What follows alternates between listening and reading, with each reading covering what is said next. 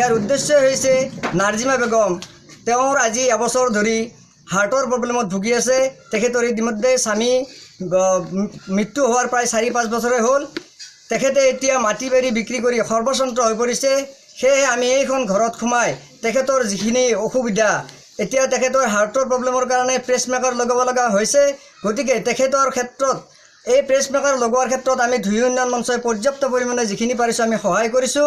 আৰু ইয়াৰ জৰিয়তে আমি সমগ্ৰ অসমবাসীক জনাবলৈ বিচাৰিছোঁ যে তেখেতসকলৰ কোনোবা যদি হৃদয়বান ব্যক্তিয়ে তেখেতক কিছু সহায়ৰ হাত আগবঢ়ায় নিশ্চয় তেখেতে উপকৃত হ'ব।